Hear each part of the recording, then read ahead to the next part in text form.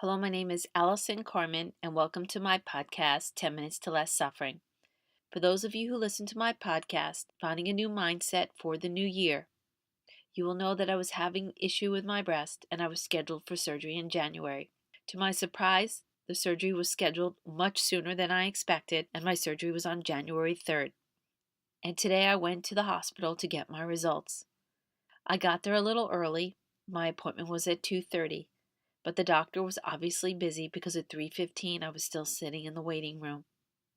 And although I was in maybe, I felt very nervous because the last thing I wanted to have was breast cancer. And I sat there looking around the room. There were women that looked like they were in treatment because they had no hair. There were older women and there were younger women. Then all of a sudden, a woman in a wheelchair was placed next to me. And as I sat looking at this woman in the wheelchair, I wondered about her suffering. I wondered if she had breast cancer. I wonder if she had any other illness. I wonder how sick she was. I questioned, did I have a right to be suffering so much? I was sitting in this waiting room. I was strong. I was healthy. Even if I was sick, it seemed like something that I could get through quickly.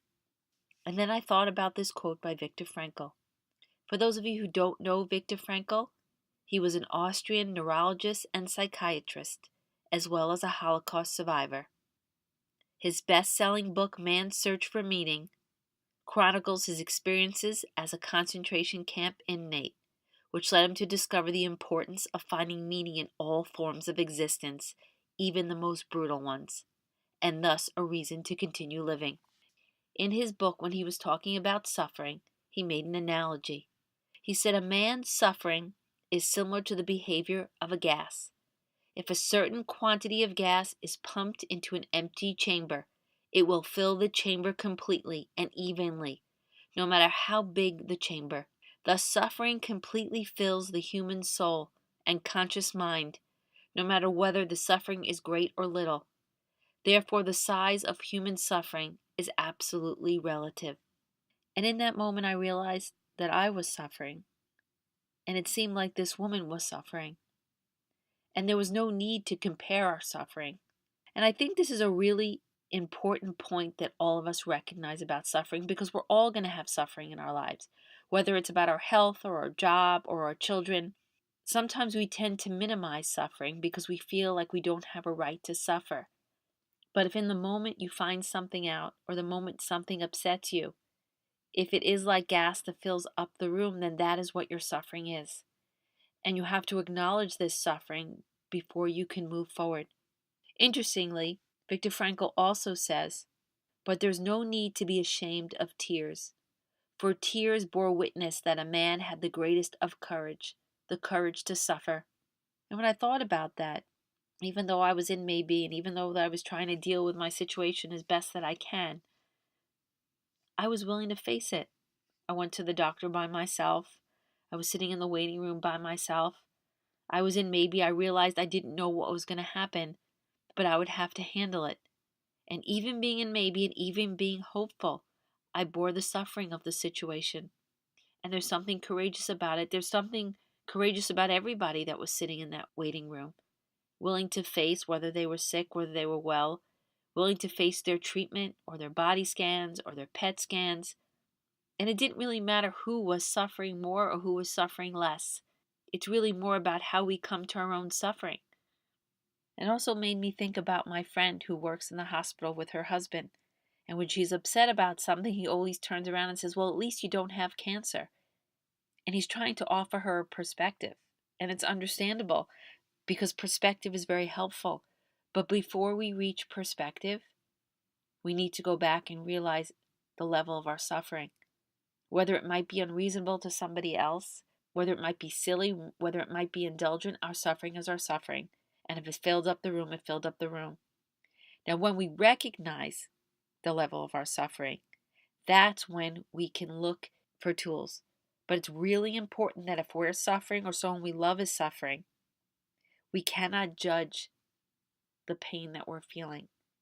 Because just like gas, you cannot control it.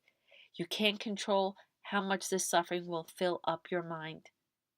Yes, you can create different perspectives, and yes, you can create philosophies, but in that moment, you must allow it to understand it. And I think we must allow other people to be unhappy and to be upset. And yes, we can offer them help, but we need to be very careful how we say it to them. So as I sat there and I was worried about my appointment and I felt my suffering, I felt my nervousness, I did decide to start to count my blessings. I did acknowledge the fact that at that moment I felt healthy. They had beautiful blessings in my life and beautiful things to look forward to. I did my maybe statements, which I talked about in my last podcast. Maybe everything was okay. Maybe it would get better. Maybe there was something in the moment for me to experience. I did my breathing. I practiced acceptance. I did this beautiful Hawaiian prayer. As you see, I went through a lot of different tools because I was sitting waiting for my appointment for an hour. And as I did all these things, I felt like I opened a window. I felt like the gas, the suffering had a place to go. And there was more space within me. It's just sometimes when a situation is in front of us, we can get overwhelmed, and it's okay. Because if we create the awareness that it's happening, we might choose another path. We might choose to try to alleviate some of our suffering. So as they finally called my name, I walked into the office, and then the nurse came in and she took off my bandages and said I could resume activity tomorrow and asked me if I had any questions. And of course, my first question was, what did my pathology say? She smiled and said, you could take a breath, everything's okay. And then the surgeon came in and we discussed the results. Everything was benign. She said my risk of breast cancer with atypia cells is higher than other women, but it's not significantly higher. And she said, you're free to go home and not come back. And I was very happy to hear that news. And the first thing I did when I left that office is I walked across the street to Central Park.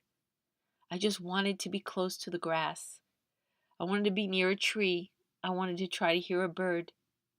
I wanted to feel close to the earth. And I called my mother. And it's so interesting when suffering leaves and you feel the air and you feel the relief and you feel the glory of life and the depths of its meaning. I can't say this has been a fun experience, but it's definitely had a good result. But it just reminds us all that life has suffering. And it's okay to feel how we feel about things. And we have to be kind and gentle to ourselves and kind and gentle to other people who are suffering as well. Because we shouldn't judge the suffering. Because if we think about it like gas and we know it's going to fill the room, we just need to be aware of the tools that we have to help alleviate our suffering when we're ready, when the time is right. I have a lot of wonderful podcasts that I discuss many ways to alleviate suffering through gratitude, through the practice of maybe, through self-love. And I hope you'll take the time to look at some of them because when you're in difficult situations, it's beautiful to be able to take a tool out and help you open up a window. Sometimes our suffering is our choice. Sometimes it's how we see something. But sometimes our suffering is very real. Sometimes it's physical. Sometimes someone hurts our feelings. Sometimes they break our heart. And there's a process.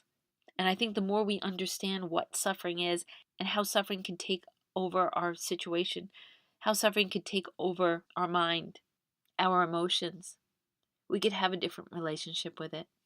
So I'm glad to start the podcast this year, returning to the idea of suffering, and with the hopes that this podcast will continue to give you tools to help alleviate some of your suffering.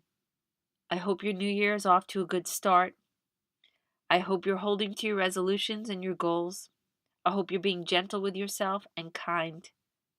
And if there is suffering in your life, I hope you recognize how you feel is okay.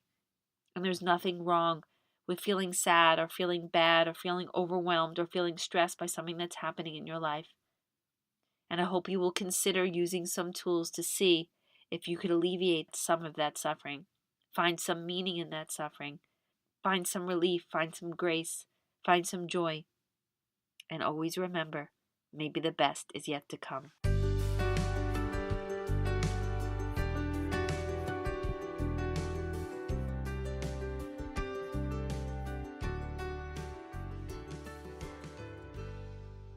Thank you for listening to this podcast. If you'd like to get in touch with me, you could email me at allison@allisoncarmen.com. If you'd like to buy my book, The Gift of Maybe, You could find it at all major bookstores and online retailers.